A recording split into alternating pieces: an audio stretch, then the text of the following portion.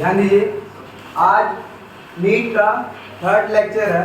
First वाले में inductive effect पढ़ाया गया है, सेकंड में रेजोनेटिंग स्ट्रक्चर बताया गया था, और आज जो थर्ड वीडियो है ये स्टेबिलिटी ऑफ रेजोनेटिंग स्ट्रक्चर के बारे में बताया जाएगा।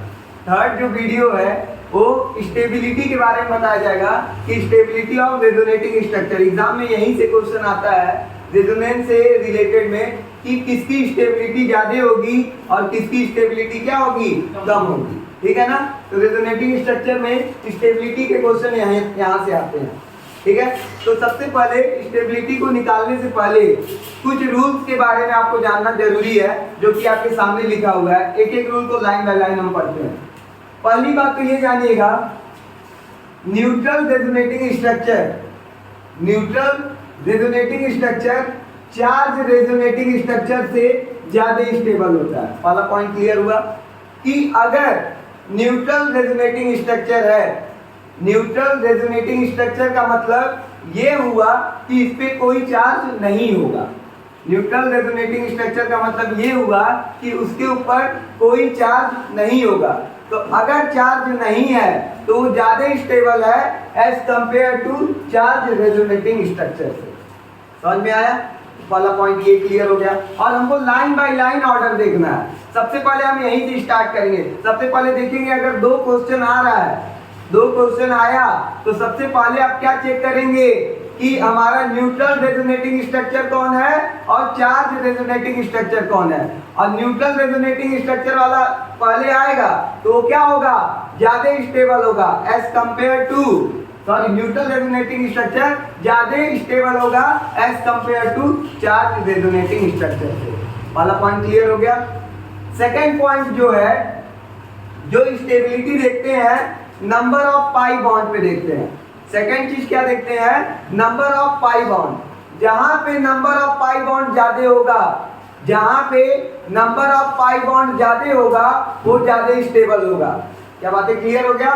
जहां पे नंबर ऑफ पाई बॉन्ड ज्यादा होगा वो ज्यादा स्टेबल होगा। तो सेकेंड पॉइंट क्लियर हो गया। फॉर एग्जांपल अगर हम देना चाहें तो मान लो ये लिखा हुआ है, ठीक है ना, एक क्वेश्चन ये है और एक क्वेश्चन ये है, ठीक है ना। अगर एग्जामिनर आपसे पूछता है दोनों में कौन ज्यादा स्टेबल होगा, तो पहले तो न्यूट्रल देख लिए, न्यूट्रल तो दोनों है, दोनों पे कोई चार्ज नहीं है। सेकंड जो चीज देखेंगे पाई बॉन्ड देखेंगे, तो यहाँ पे देखेंगे दो पाई बॉन्ड है। देखो एक पाई बॉन्ड यहाँ से, एक पाई बॉन्ड यहाँ से, टू पाई बॉन्ड है। क्या यहाँ तक बातें क्लियर हो गया? और इसमें देखेंगे, इसमें दो पाई बॉन्ड है, इसमें दो पाई बॉन्ड है और यहाँ पे कितना है, एक पाई बॉन्ड। तो दोनों मिला के कितना पाई बॉन्ड हुआ, 3 पाई। और जहाँ पे ज्यादा पाई बॉन्ड होगा वो ज्यादा स्टेबल होगा। सेकंड कंडीशन समझ में आया? सबसे पहले आप न्यूट्रल कंडीशन देखेंगे, दूसरा देखेंगे जहाँ पे नंबर ऑफ पाई बॉन्ड ज्यादा है वो ज्यादा स्टेबल होगा। उम्मीद करते हैं ये दो चीजें आपको समझ में आ गया होगा। थर्ड चीज पे आगे बढ़ते हैं। थर्ड चीज पे यहाँ ध्यान दीजिएगा, सारे बच्चे बोर्ड पे देखेंगे। थर्ड जो चीज है स्टेबिलिटी। स्टेबिलिटी में क्या है, स्टेबिलिटी अगर माइनस चार्ज आया है, देखो माइनस चार्ज स्टेबल एटम, मतलब कि दो चीजों पे माइनस चार्ज है। मतलब ये बोला गया कि अगर दो चीजों पे माइनस चार्ज है तो कौन ज्यादा माइनस चार्ज को स्टेबल बनाता है। जैसे मान लेते हैं एक ऑक्सीजन पे माइनस चार्ज है, ठीक है, और एक कार्बन पे माइनस चार्ज है, तो दोनों में ज्यादा स्टेबल कौन होगा? तो ऑक्सीजन पे जो माइनस चार्ज होता है वो ज्यादा स्टेबल होता है एज कंपेयर टू कार्बन पे माइनस चार्ज से। क्या बात समझ में आया? तो हम इसका रीजन भी लिखे हैं, बोर्ड पे बताए हुए हैं कि इस पे माइनस चार्ज ज्यादा स्टेबल होगा। तो याद रखना, लेफ्ट टू राइट जाओगे, लेफ्ट से राइट जाओगे पीरियोडिक टेबल में, पीरियोडिक टेबल में लेफ्ट से राइट जाओगे तो आपको पता है कार्बन से स्टार्ट कीजिए। Carbon, nitrogen, oxygen, fluorine, carbon, nitrogen, oxygen, fluorine. तो फ्लोरीन ज्यादा स्टेबल होगा, फ्लोरीन पे माइनस चार्ज जो होगा वो ज्यादा स्टेबल होगा, इलेक्ट्रोनेगेटिव वाला कंडीशन है। समझ में आ रहा है? तो इन चारों में carbon, nitrogen, oxygen, fluorine, fluorine पे अगर माइनस चार्ज होगा, फ्लोरीन पे अगर माइनस चार्ज होगा तो वो ज्यादा स्टेबल होगा। ऑक्सीजन और कार्बन का कंपेयर करेंगे तो किस पे ज्यादा स्टेबल होगा? ऑक्सीजन पे। ऑक्सीजन पे माइनस चार्ज क्या होगा? ज्यादा स्टेबल होगा। क्या बातें समझ में आ गया? तो इन दोनों में पहला रूल आपको बता दिया गया कि अगर न्यूट्रल वाला होगा तो ज्यादा स्टेबल। दूसरा जो बता दिया गया कि हमारा पाई बॉन्ड जिसमें ज्यादा होगा वो ज्यादा stable. Line by line check करना है। और जो थर्ड चेक करना है, अगर कार्बन पे माइनस है और O पे माइनस है, कार्बन पे माइनस है और O पे माइनस है, तो एज कंपेयर करेंगे दोनों में तो ज्यादा स्टेबल कौन होगा?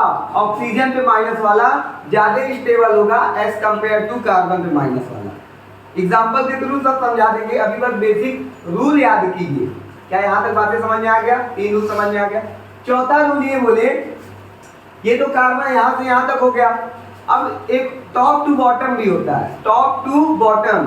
तो एक 16वां ग्रुप होता है 16 ग्रुप और एक 17 ग्रुप। एक होता है 16 ग्रुप और एक होता है 17 ग्रुप। 16 ग्रुप कौन कौन सा होता है? ध्यान दीजिए, उससे टीपो। 16वां ग्रुप जो होता है उससे टीपो, उससे टी, और पो नहीं लिखते हैं पीओ क्योंकि वो रेडियो एक्टिव होता है, ठीक है ना। और उसके बाद जो 17वां ग्रुप जो 17 ग्रुप होता है, फिर कल बाहर आई, फिर कल बाहर आई। तो इससे आप अपना ऑर्डर लगा सकते हैं कि ऐसे हम लगा सकते हैं। यहाँ पे अगर आप दिख रहा होगा तो यहाँ पे हम लिखते हैं उ से टी और फिर कल बाहर आई। देखेंगे सबसे ज्यादा इलेक्ट्रोनेगेटिव टॉप टू बॉटम में अगर देखेंगे नीचे वाला सबसे ज्यादा इलेक्ट्रोनेगेटिव होगा। मतलब इलेक्ट्रोनेगेटिव का क्रम नहीं है यहाँ पे आपको ये बता रहा है टॉप टू बॉटम आएंगे, टॉप टू बॉटम आएंगे। अगर आप टॉप टू बॉटम आएंगे तो स्टेबिलिटी क्या होगी? बढ़ेगी। माइनस चार्ज की स्टेबिलिटी क्या होगी? बढ़ेगी। मतलब वो माइनस चार्ज क्या होगा? ज्यादा लेगा। समझ में आ रहा है? तो ये बातें आप लोगों को क्लियर होना चाहिए। और सबसे ज्यादा स्टेबल तक कौन बनाएगा? माइनस आई वाला, ठीक है। तो 2 बातों को याद रखना, कार्बन, नाइट्रोजन, ऑक्सीजन, फ्लोरीन।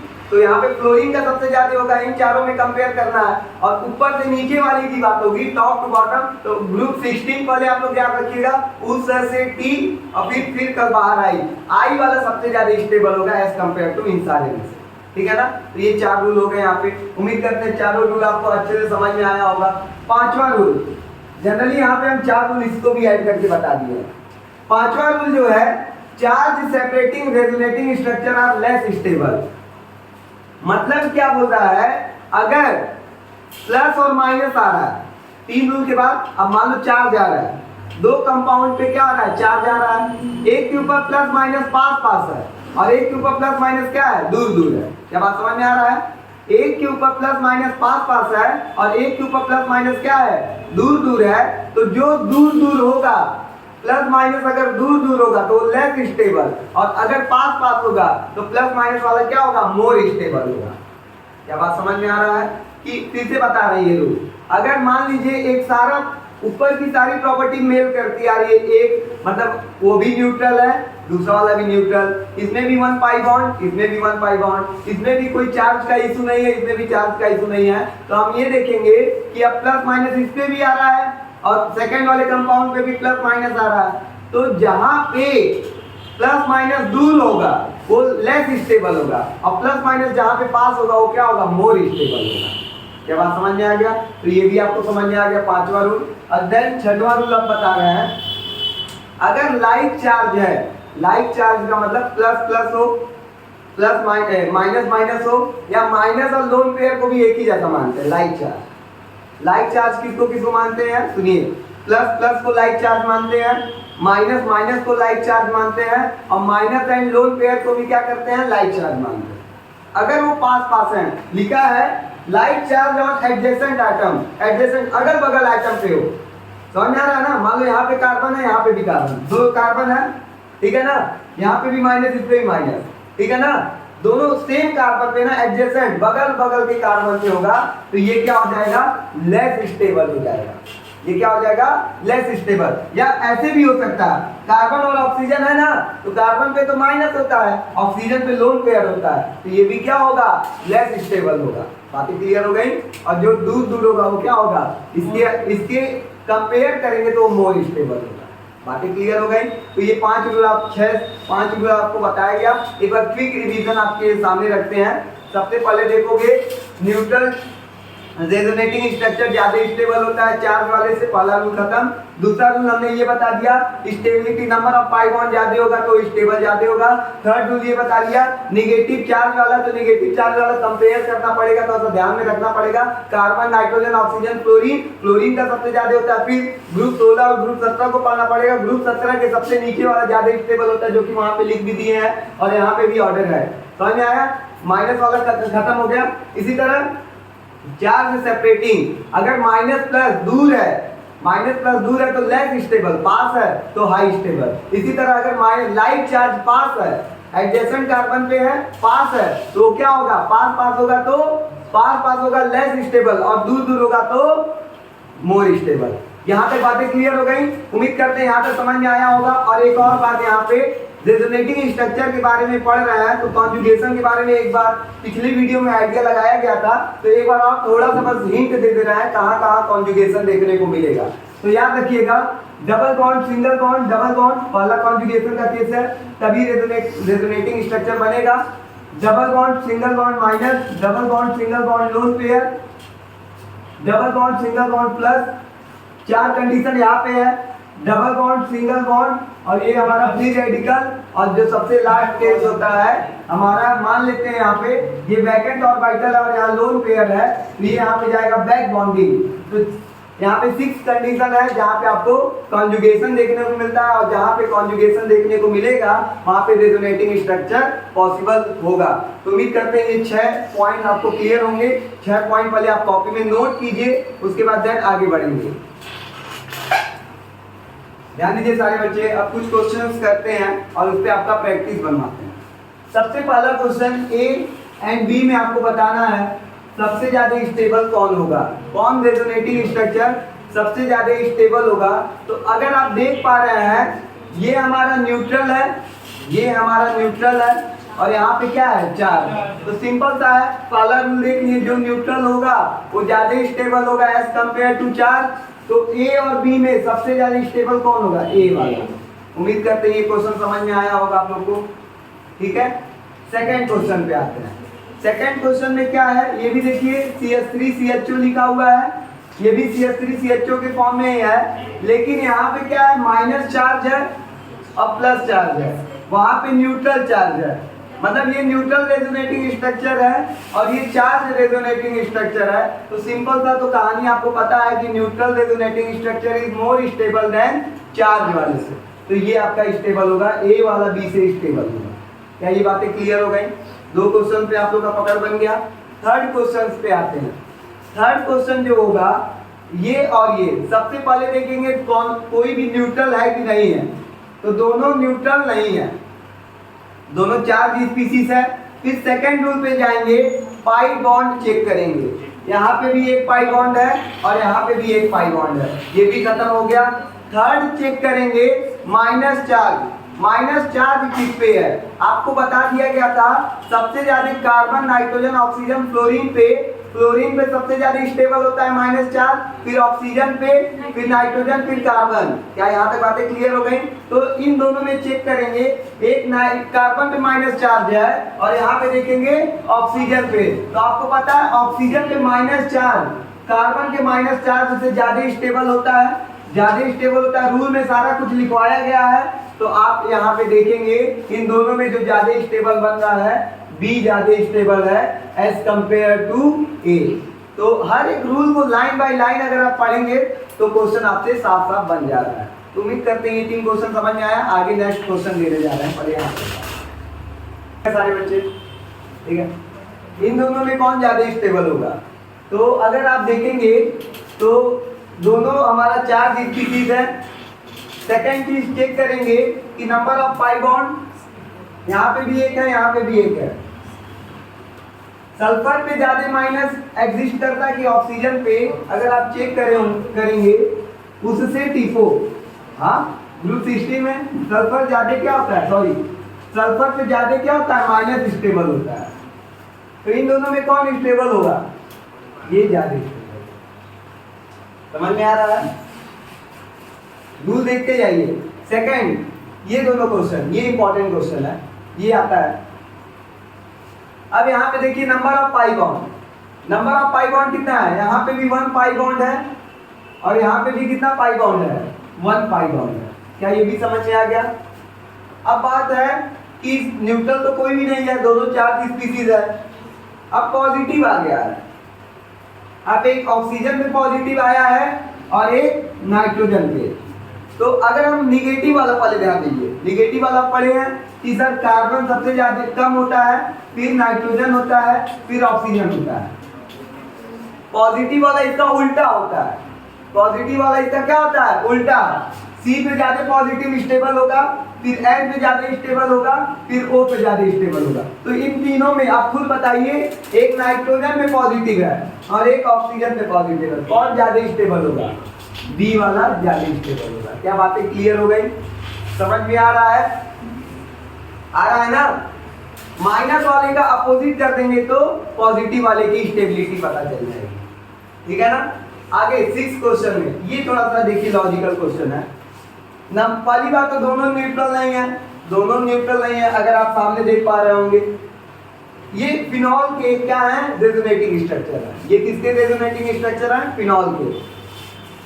अब इन दोनों में कौन ज्यादा स्टेबल होगा?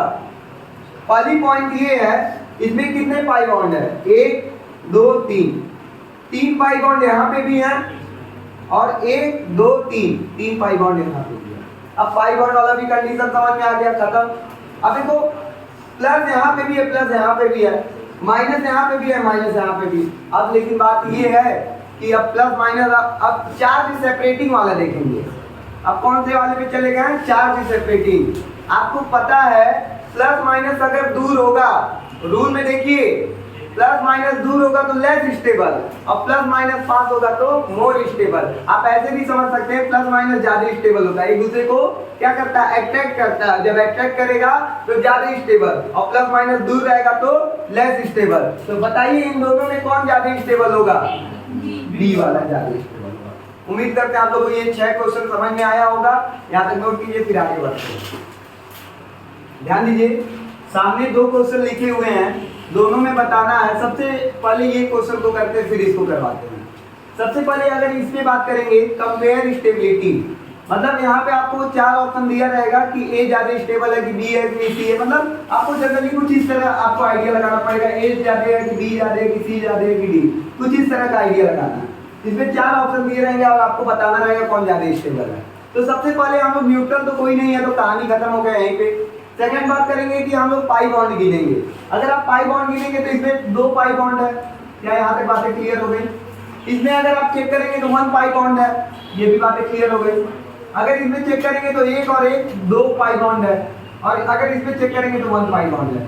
तो एक बात तो साफ साफ क्लियर हो गया कि जो स्टेबल होगा ए होगा या तो सी होगा। बी और डी लास्ट में आने वाले हैं, बी और डी लास्ट में आने वाले हैं। तो सबसे पहले बी और डी की कहानी हम लोग देख लेते हैं।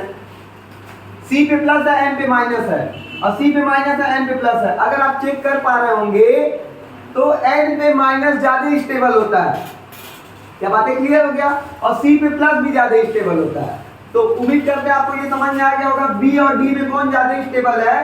बी ज्यादा स्टेबल है एज कंपेयर टू डी। ये बना पा रहे हैं? बी और डी का कहानी साफ साफ क्लियर हो गया। फिर से हम बता देते हैं, आपको ये पता चल गया 1 पाई 1 पाई, इन दोनों में कंपेयर करना है। अगर आप रूल देखेंगे माइनस वाला ही चेक कर लीजिए, एन पे माइनस ज्यादा स्टेबल होता है और सी पे माइनस ज्यादा स्टेबल नहीं होता है। तो ये हमारा ज्यादा स्टेबल होगा एज कंपेयर टू डी। क्या ये बातें क्लियर हो गई? सेकंड पॉइंट, अब ए और सी में कंपेयर करेंगे। अब कहाँ कंपेयर करेंगे? ए और सी में। अब देखिए यहाँ पे बात बनता है, यहाँ पे भी 2 पाई, यहाँ पे भी 2 पाई बॉन्ड। अब बात करेंगे कि यहाँ पे देखिए माइनस किस पे आया है, माइनस किस पे आया है? नाइट्रोजन पे। और यहाँ माइनस किस पे आया है? सी पे। तो माइनस किस पे स्टेबल होगा? नाइट्रोजन पे कि सी पे? नाइट्रोजन पे। इतना आप तो आप लोग जानते होंगे। तो ए और सी में कौन ज्यादा स्टेबल होगा? ए ज्यादा स्टेबल होगा, फिर सी, फिर बी और डी। उम्मीद करते हैं ये ऑर्डर आपको समझ में आया होगा। और ये नीट के क्वेश्चन है। अब आया नीट का क्वेश्चन, समझ में आया? समझ में आ रहा है कैसे क्वेश्चन को आपको ट्राई करना है? ये नीट IIT सब में पूछा जा सकता है। समझ में आ रहा है ना? मेंस और एडवांस में आता है तो मेंस में ये क्वेश्चन दिया जा सकता है आपको लगाने के लिए। क्या बातें क्लियर हो गई? उम्मीद करते हैं आप लोगों को समझ में आ रहा होगा, और इससे बहुत ज्यादा टफ क्वेश्चन नहीं रहते हैं, यही सब क्वेश्चन आप लोग के एग्जाम में मिलते हैं। बातें क्लियर हो गया? अब देखिए, अब यहाँ पे जो 7वां क्वेश्चन लिखा हुआ है ये थोड़ा इंपॉर्टेंट है, और ध्यान दीजिएगा इसमें ना 90% बच्चे अगर आप लोग सॉल्व भी किए होंगे तो गलत ही किए होंगे, हमको जहाँ तक उम्मीद है। देखिए लिखा है which one is less stable, more stable तो बोला नहीं है, तो क्या बोला है? Less stable. तो रूल में ना ऊपर से ना जाके आप नीचे से आइए, समझ में आ रहा है ना? ऊपर से रूल ना पढ़ के कहाँ से पढ़िए? नीचे से पढ़िए। अगर जो सबसे लास्ट रूल पढ़े होंगे उसमें लिखा होगा लाइट चार्ज अगर पास है, लाइट चार्ज अगर पास है तो वो क्या होगा? Less stable. तो आप खोजिए लाइट चार्ज कहाँ पे पास है? यहाँ पे तो कोई लाइट चार्ज पास नहीं है, यहाँ पे भी नहीं है, तो ये ठीक है, थोड़ा सा स्टेबल है। यहाँ पे देखिए लाइट चार्ज कहाँ पे पास है? यहाँ पे भी लाइट चार्ज पास दिख नहीं रहा है, तो ये भी हमारा स्टेबल होगा जनरली। यहाँ पे अगर माइनस प्लस देखेंगे तो स्टेबल दिख रहा है, इसमें तो कोई दिक्कत नहीं है, ये तो कभी भी लेस स्टेबल हो नहीं सकता था। ये देखेंगे माइनस प्लस, आप कहोगे सर माइनस प्लस है, ये तो चार्ज हमारा क्या है? मतलब स्टेबल होना चाहिए, क्योंकि माइनस प्लस पास होता है तो स्टेबल होता है, नो डाउट। लेकिन ऑक्सीजन के पास यहीं बगल में क्या हो गया? लोन पेयर, समझ में आ रहा है ना? और आपको बताया गया था माइनस और लोन पेयर अगर पास पास होगा तो सबसे ज्यादा क्या होगा? लेस स्टेबल होगा। तो लेस स्टेबिलिटी की केस अगर आप चेक करेंगे तो नीचे से बढ़ेंगे, और माइनस और लोन पेयर अगर पास पास हो गया तो सबसे ज्यादा लेस स्टेबल कौन होगा? हमारा डी होगा, और ये तीनों स्टेबल होंगे। उम्मीद करते हैं ये दो क्वेश्चन आपको समझ में आया होगा, नोट कीजिए फिर आगे बढ़ते हैं। ठीक है, यहाँ पे नोट ध्यान दीजिए, आपके सामने 3 क्वेश्चन है, 9, 10, 11। 9 में आपके 5 ऑप्शन है। एक बार पॉज करके आप लोग देख लीजिए कि आपको आ रहा है कि नहीं, बाकी लोग ध्यान देंगे। सबसे पहले हम लोग जो खोजते हैं न्यूट्रल चार्ज, तो अगर पांचों में देखा जाए तो एक जगह न्यूट्रल चार्ज दिख रहा है सबसे पहले में, तो ये समझ में आ गया कि ए सबसे ज्यादा स्टेबल होगा। इतनी बातें क्लियर हो गई?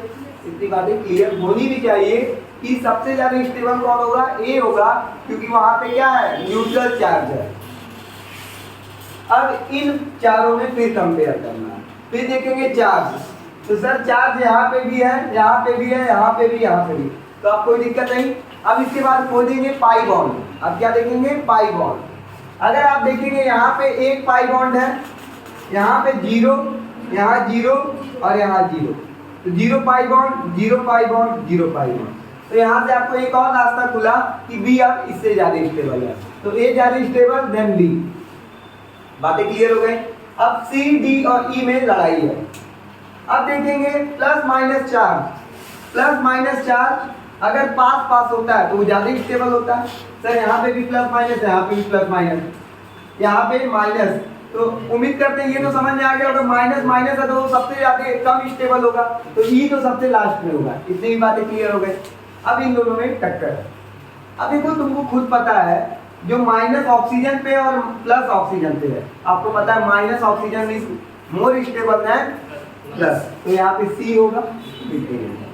पहला ये ऑप्शन है, बहुत बच्चे ट्राई किए होंगे, जिनका सही है वेरी गुड, और जिसका नहीं सही है वो आगे क्वेश्चन को ट्राई करेगा। ठीक है ना? एक बार फिर से आप लोग फिर से ट्राई करने की कोशिश करेंगे कहाँ आपसे गलतियां हो रही हैं। ठीक है ना? ये सारे नीट के क्वेश्चन है, जितने भी क्वेश्चन आपको करवाए जा रहे हैं प्रीवियस ईयर नीट के क्वेश्चन आप लोग ट्राई करेंगे। ठीक है, अब इस पे देखिए, यहाँ पे बात करेंगे। सबसे पहले आप न्यूट्रल चार्ज की बात करेंगे, तो पहला, दूसरा, तीसरा, चौथा में तो बस फर्स्ट वाले पे न्यूट्रल चार्ज दिख रहा है, तो ए सबसे ज्यादा स्टेबल होगा। क्या बातें क्लियर हो गया? यहाँ तक तो समझ में आ रहा होगा। देखो एक और बात हम यहाँ पे कहना चाह रहे हैं, आप क्वेश्चन सॉल्व कर पा रहे हैं नहीं कर पा रहे हैं अलग बात है, आंसर तक तो पहुंच पा रहे हैं, आंसर बताने के बाद तो समझ में आ रहा हाँ ये चीज गलती है, समझ में आ रहा है ना? यहाँ तक तो नहीं आ रहा है कि हमको तो बिल्कुल नहीं आ रहा है, ऐसा तो कंडीशन अब नहीं है। अब यहाँ तक हाँ गलती की है, तुमको पता भी चल रहा है कि हाँ यहाँ पे गलती हुआ है, तो मतलब आप सीख रहे हो। सीखने वाले स्टेज पे बच्चों से गलतियां होती हैं, ऐसा मत समझ जाना कि हाँ हमसे क्वेश्चन क्यों गलत हो रहा। हाँ गलत होगा, पहली बार पढ़ रहे हो, क्वेश्चन गलती होंगे, लेकिन आप सीख रहे हैं। जब आपका प्रैक्टिस अच्छा हो जाएगा ना तो फिर कोई गलत नहीं कर पाएगा। समझ में आ रहा है? तो घबराना नहीं है अगर गलत हो रहा है, आपको इम्प्रूव करना है। तो पहला पॉइंट क्लियर हुआ। एबीसीडी में कौन सबसे ज्यादा स्टेबल? ए। अगर ये क्वेश्चन पूछता सबसे ज्यादा स्टेबल कौन होगा तो आसानी से आप ए मार्क के आ जाते हैं, लेकिन इतना आसान क्वेश्चन आता नहीं है, कंपेयर कराता है। फिर देखिए इन तीनों में पाई बॉन्ड, यहाँ पे कितना पाई बॉन्ड? ए, यहाँ पे ए, यहाँ पे भी। तो अब पाई बॉन्ड वाला कंडीशन हट गया। अब देखेंगे माइनस प्लस, यहाँ पे देखिए माइनस प्लस पास है, यहाँ पे माइनस प्लस दूर है यहाँ पे, तो सिंपल सी बात है कि जो पास होगा वो ज्यादा स्टेबल होगा, बी। क्या ये बात समझ में आ गया? सी और डी में देखिए ऑक्सीजन में माइनस है और यहाँ पे कार्बन में माइनस, सिंपल सा बात है, ऑक्सीजन में माइनस ज्यादा स्टेबल होता है, सी। उम्मीद करते हैं ये भी समझ में आया होगा। चीजें बहुत आसान बना के दिया गया है आपके सामने कि आप लोग प्रैक्टिस कर पाओ और आप समझ पाओ। बातें क्लियर हो गई? अब देखिएगा ये क्वेश्चन अच्छा है, ये नीट का क्वेश्चन है, नीट का है। इस वाले को देखिए, अभी तक का सेकंड क्वेश्चन नीट का है। एक इससे पहले वाले स्लाइड में गया और एक यहाँ पे आया। अब इसमें कौन स्टेबल होगा? सबसे पहले बताइए न्यूट्रल चार्ज, तो साफ साफ दिख रहा है ए। इतना तो सब बता सकते हैं कि सर सबसे ज्यादा स्टेबल ए होगा। 3 क्वेश्चन करने के बाद आप स्टेबिलिटी तो बता सकते हैं रेजोनेटिंग स्ट्रक्चर का, ए इज द मोर स्टेबल। क्या बात समझ में आ गया? अब इसके बाद पाई बॉन्ड गिनेंगे। यहाँ पे 0 पाई बॉन्ड, यहाँ पे 1 पाई बॉन्ड आ गया, यहाँ 0 पाई बॉन्ड, यहाँ 1 पाई बॉन्ड और यहाँ 0 पाई बॉन्ड। अब इन तीनों में तो आप खुद बता सकते हैं सी होगा। बातें क्लियर हो गई? यहाँ पे 1 पाई बॉन्ड आ गया, सी। Very good. अब देखिए सी खत्म, अब बी और डी में लड़ाई स्टार्ट। अब खुद बताओ यार, ओ पे माइनस है, यहाँ पे ओ पे प्लस है, कौन होगा? बी होगा कि डी होगा? बी होगा, सिंपल सी बात है, बी एंड डी। तो आपका जो ऑप्शन होगा ए सी बी डी। उम्मीद करते हैं आप लोगों को समझ में आ रहा होगा। 3 क्वेश्चन आप लोगों को करवाया गया, तीनों आपको लाइन बाय लाइन समझ में आया होगा, ठीक है ना? तो यहाँ तक नोट कीजिए, फिर आगे क्वेश्चन और बढ़ते हैं, ठीक है? नोट कीजिए, ठीक है? ध्यान दीजिए 3 क्वेश्चन और आपके सामने है, 12, 13 एंड 14। 12 में क्या करना है? दोनों में स्टेबिलिटी बताना है। पहली बात तो न्यूट्रल देख लो, तो कोई भी हमारा न्यूट्रल नहीं है। दूसरा देखेंगे पाई बॉन्ड, इसमें ज्यादा पाई बॉन्ड है कि इसमें ज्यादा पाई बॉन्ड है? बी में ज्यादा पाई बॉन्ड है, तो B is more stable than A. उम्मीद करते हैं ये समझ में आया होगा। फिर ये 3 क्वेश्चन आपके सामने है। अब यहाँ पे ध्यान देंगे, यहाँ पे आपको ध्यान देना है सबसे पहले न्यूट्रल वाला। तो यहाँ पे देखिए ये न्यूट्रल नहीं है, ये न्यूट्रल नहीं, लेकिन ये वाला न्यूट्रल है, तो ए ज्यादा स्टेबल होगा। अब बी और सी में देखेंगे, ए का कहानी खत्म हो गया क्योंकि इसमें कोई न्यूट्रल है ही नहीं। समझ में आ रहा है ना? ये न्यूट्रल था और ये दोनों न्यूट्रल नहीं थे, तो ए हमारा स्टेबल हो गया। अब बी और सी में देखेंगे, बी और सी में ये देखेंगे, यहाँ पे ओ पे माइनस, पहले पाई बॉन्ड देखेंगे। यहाँ पे कितने पाई बॉन्ड? 2 और 1 3 पाई बॉन्ड, 1 और 2 और 1 3। सर पाई बॉन्ड भी सेम आ रहा है।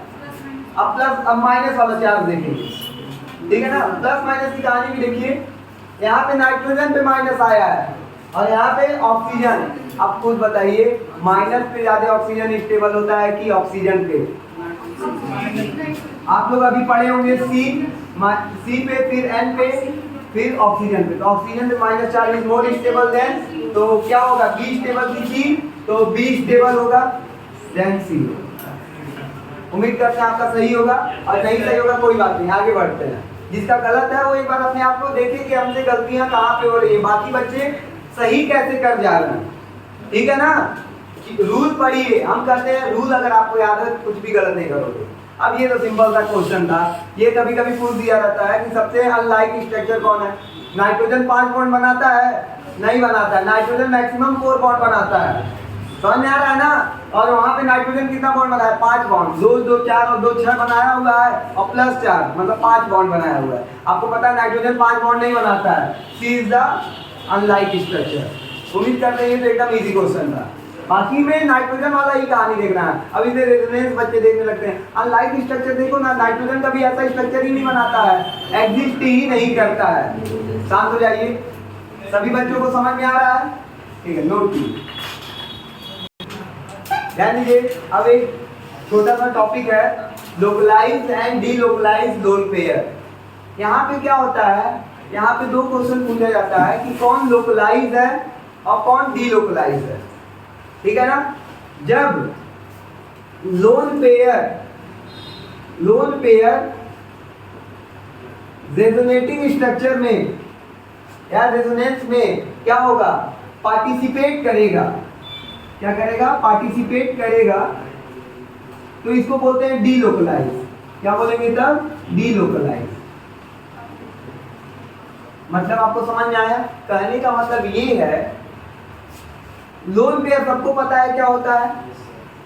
लोन पेयर अगर रेजोनेंस में भाग लेगा, भाग लेने का मतलब पार्टिसिपेट करेगा, तो वो हमारा क्या हो जाएगा, डीलोकलाइज कहलाएगा। ठीक है ना। और अगर lone pair does not participate in resonance, क्या बात समझ में आ रहा है? अगर लोन पेयर रेजोनेंस में पार्टिसिपेट नहीं करेगा तो उसको क्या बोलेंगे, लोकलाइज करेंगे। क्या बातें क्लियर हो गया? लोन पेयर अगर पार्टिसिपेट करेगा तो डीलोकलाइज, और पार्टिसिपेट नहीं करेगा तो, चलिए जैसे देखते हैं, मान लो यहाँ पे नहीं, एक ये क्वेश्चन है, ठीक है ना, और एक क्वेश्चन ये है।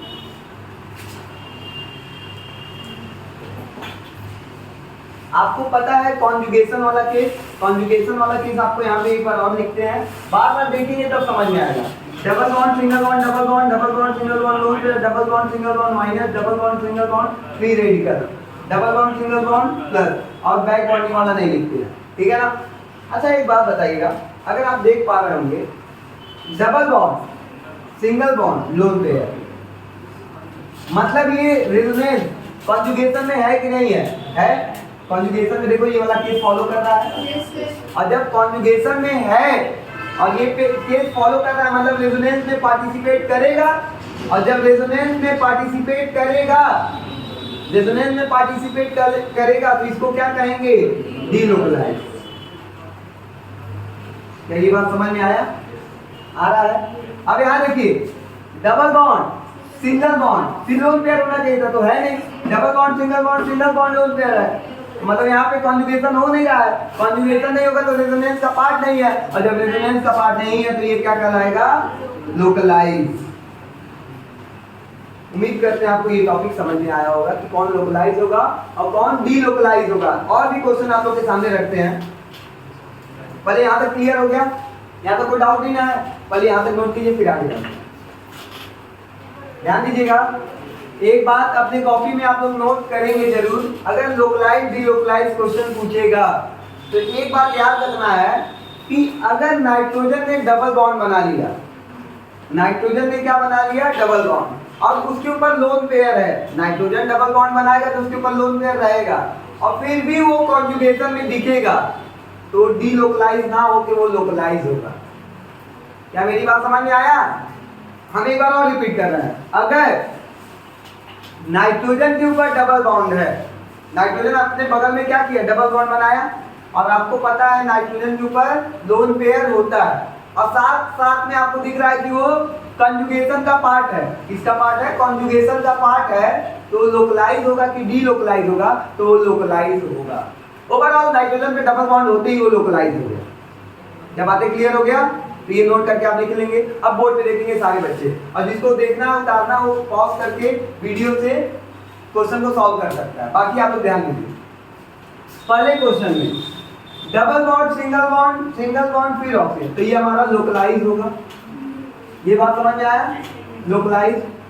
और यहाँ जो double bond single bond lone pair है, तो ये हमारा क्या होगा, डीलोकलाइज। तो उम्मीद करते हैं ये समझ में आ गया होगा, मतलब क्वेश्चन समझ में आया होगा। सेकंड क्वेश्चन इंपॉर्टेंट है, यहाँ पे कौन डीलोकलाइज कौन लोकलाइज। पहले इस नाइट्रोजन की बात करेंगे। नाइट्रोजन लोन पेयर और सिंगल बॉन्ड बनाया तो हो सकता है सिंगल बॉन्ड डबल बॉन्ड, मतलब ये क्या है, डीलोकलाइज।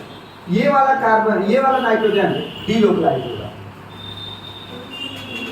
अब यहाँ ध्यान दीजिए, ये डबल बॉन्ड बना लिया, देखो ये भले से कंजुगेशन में lone pair single bond double bond, लेकिन ये क्या होगा, लोकलाइज होगा। समझ में आ रहा ना, वो डीलोकलाइज का पार्ट नहीं होगा, ये लोकलाइज होगा। यही आपको नोट करके लिखवाया गया था, इंपॉर्टेंट पॉइंट। समझ में आ गया? चौथे क्वेश्चन में। ये थोड़ा सा तीसरा क्वेश्चन ध्यान दीजिएगा। ऑक्सीजन देखिए लोन पेयर सिंगल बॉन्ड ये, तो सिंपल सा बात है, ये हमारा क्या होगा, लोकलाइज होगा, लोकलाइज लोन पेयर होगा बातें। लेकिन आपको एक बात बता दें, यहाँ पे क्लोरीन के ऊपर भी लोन पेयर होता है, क्लोरीन के ऊपर भी लोन पेयर होता है। तो lone pair single bond double bond, lone pair single bond double bond, तो ये हमारा डीलोकलाइज होगा। बहुत नई नई चीजें आप लोगों को पता चल रही हैं, समझ में आ रहा है ना, तो ये नोट करेंगे। और ध्यान दीजिएगा अगला क्वेश्चन, ये तो आप लोग ऐसे ही अब बता लोगे कि लोकलाइज होगा कि डीलोकलाइज। ये देखो सिंपल सा डबल बॉन्ड बना लिया, तुरंत आप में लोकलाइज होगा।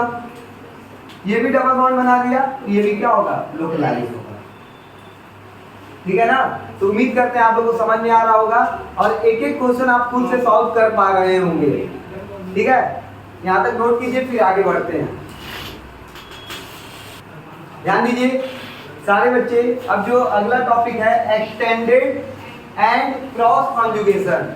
एक्सटेंड का आपको समझ में आ रहा होगा कि जो लगातार एक्सटेंड कर रहा है उसको हम लोग क्या कहेंगे, एक्सटेंडेड कॉन्जुगेशन। और क्रॉस कॉन्जुगेशन का मतलब ये होता है जो लाइन बाय लाइन, एक बार इधर से कॉन्जुगेशन लिखा है, एक बार इधर से कॉन्जुगेशन लिखा है। फॉर एग्जांपल देखेंगे तो समझ में आएगा। यहाँ पे अगर कॉन्जुगेशन देखेंगे तो एक साथ कॉन्जुगेशन हो रहा है, double bond single bond double bond, फिर double bond single bond lone pair, तो एक साथ आपका क्या हो रहा है, कॉन्जुगेशन हो रहा है। देखने को मिल रहा होगा कि यहाँ पे जो होगा सर, यहाँ पे डबल बॉन्ड आएगा, यहाँ पे जाएगा माइनस, फिर माइनस अंदर जाएगा, मतलब एक साथ साथ रोटेट कर रहा है, एक ही साथ सारा रोटेट कर रहा है। तो ऐसे वाले को बोलते हैं एक्सटेंडेड। समझ में आ गया। क्रॉस वाला क्या हुआ, देखिए double bond single bond double bond, यहाँ पे रेजोनेंस होगा नहीं। लेकिन अगर आप देखेंगे double bond single bond plus एक आपको ये दिख रहा है कॉन्जुगेशन, और एक बार इस तरह दिख रहा है। दो अलग अलग तरीके से कॉन्जुगेशन दिख रहा है ना, एक पूरा कंबाइंड कॉन्जुगेशन दिख रहा है, एक पूरा कंबाइंड कॉन्जुगेशन दिखेगा तो इसको एक्सटेंडेड बोलेंगे। और जहाँ पे दो अलग अलग होगा उसको क्या बोलेंगे, क्रॉस कॉन्जुगेशन। और याद रखना मोस्ट इंपॉर्टेंट नोट में अपने लिखेंगे एक्सटेंडेड कॉन्जुगेशन। एक्सटेंडेड कॉन्जुगेशन ज्यादा स्टेबल होता है किससे, क्रॉस कॉन्जुगेशन से। उम्मीद करते हैं समझ में आ रहा होगा। Extended conjugation is more stable then cross conjugation. क्या बातें क्लियर हो गई। अब यहाँ पे एक लास्ट क्वेश्चन जो है, दो क्वेश्चन आपको करवाते हैं, फिर उसके बाद एक और टॉपिक है, फिर टॉपिक खत्म हो जाएगा रेजोनेंस का। इसके बाद हम लोग पढ़ेंगे मेसोमेरिक इफेक्ट या रेजोनेंस इफेक्ट। ठीक है, तो ये अगली क्लास में पढ़ेंगे, पहले यहाँ पे समझें। ठीक है ना, लगभग 15 से 20 मिनट और लेंगे। यहाँ ध्यान दीजिए रेजोनेंस कहाँ पे होगा, यहाँ ध्यान दीजिए, इसको क्या बोलेंगे। यहाँ पे देखिए लोन पेयर है, हाँ या ये देखिए double bond single bond lone pair, sorry double bond single bond double bond single bond double bond. तो कहीं ना कहीं ये रेजोनेंस जो है ये साथ पूरा रेजोनेंस दिखा रहा था, और ऊपर भी इलेक्ट्रॉन तो खींचेगा, इधर बनेगा। क्या बात समझ में आ रहा है। तो इसको एक्सटेंडेड बोलेंगे कि क्रॉस बोलेंगे, एक्सटेंडेड। ये देखो double bond single bond double bond double bond single bond double bond, तो ये दो बार हो गया, इसको क्या बोलेंगे, क्रॉस। इन दोनों में अगर स्टेबिलिटी अगर टीचर पूछता है, देखो कभी एक्सटेंडेड और क्रॉस नहीं बोलेगा, क्वेश्चन बोलेगा दोनों में स्टेबल कौन होगा। तो दोनों एक ही तरह दिख रहा है, बच्चा कंफ्यूज, तो पहले इसको ये पहचानना पड़ेगा कि एक्सटेंडेड कौन है और क्रॉस कौन है, और एक्सटेंडेड और क्रॉस में कौन ज्यादा स्टेबल होता है, एक्सटेंडेड कॉन्जुगेशन ज्यादा स्टेबल होता है क्रॉस कॉन्जुगेशन। जैसे इन दोनों में स्टेबल ये होगा। इसी तरह आप लोग के लिए छोटा सा क्वेश्चन है, बता सकते हैं, अगर हम बोले ए और ये बी है, ए और बी में कौन ज्यादा स्टेबल होगा, ए ज्यादा स्टेबल होगा, सबको समझ में आ रहा होगा। ए इसलिए ज्यादा स्टेबल है, ये हमारा क्या है, ये हमारा एक्सटेंडेड कॉन्जुगेशन है, और ये हमारा क्रॉस कॉन्जुगेशन। ए और बी में ए स्टेबल होगा। उम्मीद करते हैं आपको एक्सटेंडेड कॉन्जुगेशन और क्रॉस कॉन्जुगेशन समझ में आया। अब इसके बाद इक्विवेलेंट रेजोनेटिंग स्ट्रक्चर पढ़ेंगे। उम्मीद करते हैं आपको समझ में आ गया। आज का जो लास्ट टॉपिक है इक्विवेलेंट रेजोनेटिंग स्ट्रक्चर। टॉपिक का नाम है इक्विवेलेंट रेजोनेटिंग स्ट्रक्चर। ठीक है, इसका मतलब ये होता है अगर जितने रेजोनेटिंग स्ट्रक्चर बनते हैं, जितने रेजोनेटिंग स्ट्रक्चर बनते हैं, अगर सबका पोटेंशियल एनर्जी सेम होगा, मतलब सबका एनर्जी लेवल क्या होगा, सेम होगा, तो उसको हम लोग बोलते हैं इक्विवेलेंट रेजोनेटिंग स्ट्रक्चर। यहाँ पे इसका डेफिनेशन भी लिखे हैं, when potential energy is the same all resonating structure. अगर सारे जितना भी इसका रेजोनेटिंग स्ट्रक्चर बनता है सबका पोटेंशियल एनर्जी अगर सेम होता है तो उसको क्या कहेंगे, इक्विवेलेंट रेजोनेटिंग स्ट्रक्चर। लेकिन अब यहाँ पे दिमाग में एक क्वेश्चन आता है कि सर हम पोटेंशियल एनर्जी को चेक कैसे करेंगे कि इसका दोनों जितने भी इसके रेजोनेटिंग स्ट्रक्चर बने हैं सबके पोटेंशियल एनर्जी सेम होगा कि नहीं होगा। तो बोर्ड पे आपको देखने को मिलेगा कि किसका रेजोनेटिंग स्ट्रक्चर सेम है और किसका रेजोनेटिंग स्ट्रक्चर सेम नहीं है। क्या बातें क्लियर हो गया? तो यहाँ पे बोर्ड पे देखेंगे, सबसे पहला ये है हमारा एक स्ट्रक्चर है, अब इसके हम रेजोनेटिंग स्ट्रक्चर बनाएंगे। तो सबसे पहले डबल बॉन्ड यहाँ गया, जब डबल बॉन्ड यहाँ पे जाएगा तो प्लस यहाँ पे जाएगा, तो कुछ इसका रेजोनेटिंग स्ट्रक्चर ऐसे बनेगा, डबल बॉन्ड यहाँ गया प्लस यहाँ गया। ये जो प्लस है तीनों कोने पे आना चाहिए, तो एक इस पे आ गया एक इस पे आ गया, अब यहाँ पे आना चाहिए। तो क्या होगा, ये डबल बॉन्ड यहाँ आएगा और ये प्लस कहाँ जाएगा, यहाँ पे जाएगा। तो उम्मीद करते हैं ये देखने को आपको दिख रहा होगा, यहाँ पे डबल बॉन्ड आ गया और यहाँ पे क्या हो गया प्लस। तो तीनों पॉइंट पे आपके क्या हो गया, प्लस चले गया और डबल बॉन्ड भी तीनों पॉइंट पे आ गया। तो ये इसके तीनों रेजोनेटिंग स्ट्रक्चर। और अगर हम बात करें ये हमारा इसका क्या हो जाएगा, रेजोनेटिंग हाइब्रिड या रेजोनेंस हाइब्रिड होता है। और यही मेन स्ट्रक्चर होता है, एक्चुअल स्ट्रक्चर जो इससे पहले वीडियो में आप लोगों को सब कुछ पढ़ाया गया है, जाके आप देख भी सकते हैं। अब देखिए जब प्लस यहाँ पे है तो डबल बॉन्ड यहाँ पे है, प्लस यहाँ है तो डबल बॉन्ड यहाँ है, प्लस यहाँ है तो डबल बॉन्ड यहाँ, मतलब प्लस और डबल बॉन्ड का कॉन्जुगेशन है ना हर जगह। मतलब यहाँ पे जो पोटेंशियल एनर्जी है वो तीनों में क्या होगा, सेम होगा। तो इन तीनों स्ट्रक्चर को हम लोग बोलते हैं इक्विवेलेंट रेजोनेटिंग स्ट्रक्चर। क्या बातें क्लियर हो गया? सेकेंड पॉइंट यहाँ पे ध्यान दीजिए। अब एक क्वेश्चन ये है और एक क्वेश्चन ये है, देखने में दोनों एक ही जैसा लग रहा होगा, ये और ये, लेकिन यहाँ पे अगर रेजोनेटिंग स्ट्रक्चर में स्टेबिलिटी पूछे कौन ज्यादा स्टेबल, तो तीनों की स्टेबिलिटी क्या है, अगर ए को बोले, बी को बोले, सी को बोले तो ए बराबर बी बराबर सी। लेकिन अगर सबसे पहले आपसे इसमें और इसमें पूछे कि किसका रेजोनेटिंग स्टेबिलिटी कौन होगा, रेजोनेंस स्टेबल कौन होगा, आपको कहेगा न्यूट्रल वाला ज्यादा स्टेबल है, ये ज्यादा स्टेबल है। जब रेजोनेंस स्टेबल ये ज्यादा है तो इनका पोटेंशियल एनर्जी कैसे सेम हो सकता है? तो यहाँ पे पोटेंशियल एनर्जी सेम नहीं है तो ये एक दूसरे के इक्विवेलेंट नहीं होगा। समझ में आया? ये तीनों आपस में बराबर होंगे लेकिन ये दोनों आपस में बराबर नहीं होंगे, इसका रेजोनेटिंग स्ट्रक्चर ज्यादा स्टेबल होगा। और ऊपर वाले तीनों स्ट्रक्चर को बोलेंगे इक्विवेलेंट रेजोनेटिंग स्ट्रक्चर। बातें क्लियर हो गया? आगे ध्यान दीजिए, दो क्वेश्चन एकदम साफ साफ क्लियर हो रहा होगा। तीसरे पे आते हैं, अब चौथे पे आते हैं। तो सबसे पहले चौथा ही बता देते हैं, इजी है। ये देखिए ये है, इसका रेजोनेटिंग स्ट्रक्चर बनाएंगे। तो अगर आप बना पाएंगे तो यहाँ पे डबल बॉन्ड आएगा और यहाँ पे माइनस जाएगा, तो कुछ इस तरह बनेगा CH3 C double bond O, यहाँ पे O माइनस। देखिए ये जब यहाँ पे डबल बॉन्ड था यहाँ पे माइनस था और यहाँ पे डबल बॉन्ड और यहाँ पे क्या है, माइनस। कहीं ना कहीं डबल बॉन्ड और माइनस का केस आया तो दोनों क्या होगा, A और B आपस में इक्विवेलेंट स्ट्रक्चर होगा। क्या बातें क्लियर हो गया? तो ए और बी यहाँ पे क्या है, इक्विवेलेंट स्ट्रक्चर होगा आपका। क्या बातें क्लियर हो गया? अब एक दो क्वेश्चन आप लोग खुद से ट्राई करेंगे, ये भी इक्विवेलेंट है, इसके भी सारे रेजोनेटिंग स्ट्रक्चर आपको बना के लाने हैं। एक क्वेश्चन ये होमवर्क है और एक लास्ट क्वेश्चन आपको दिया जा रहा है होमवर्क के लिए। एंड ये जेईई एडवांस में आया हुआ क्वेश्चन है।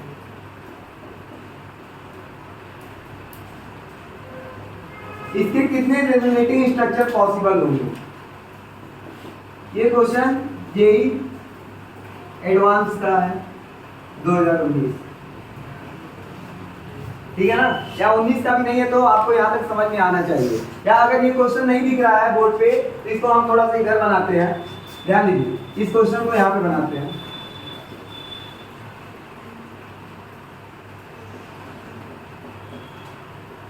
एक क्वेश्चन ये करके लाएंगे आप लोग, होमवर्क है आप लोग के लिए, और एक क्वेश्चन ये, और ये जेईई एडवांस में आया हुआ क्वेश्चन है और इसको रेजोनेटिंग स्ट्रक्चर बताना है। और अगर इसको जेईई मेंस में देगा तो ये बोलेगा कि इसके कितने रेजोनेटिंग स्ट्रक्चर बनेंगे, और जेईई एडवांस में अगर देगा तो इसका रेजोनेटिंग स्ट्रक्चर आपसे बनवाएगा। क्या बातें क्लियर हो गया? तो ये जेई मेंस और एडवांस दोनों के क्वेश्चन है, आप लोग घर पे ट्राई करेंगे और ये ट्राई करेंगे। और इक्विवेलेंट समझ में आया होगा, इक्विवेलेंट रेजोनेटिंग स्ट्रक्चर क्या होता है, जिसके सारे पोटेंशियल एनर्जी सेम होता है, इक्विवेलेंट रेजोनेटिंग स्ट्रक्चर कहलाता है। तो यहाँ पे जाके आपका ये टॉपिक खत्म होता है। अब इसके बाद जो स्टार्ट होगा, रेजोनेंस इफेक्ट स्टार्ट होगा एंड मैग्नेटोमेरिक इफेक्ट स्टार्ट होगा। उम्मीद करते हैं आपको सारा चीज समझ में आया होगा। ठीक है, नोट करिए।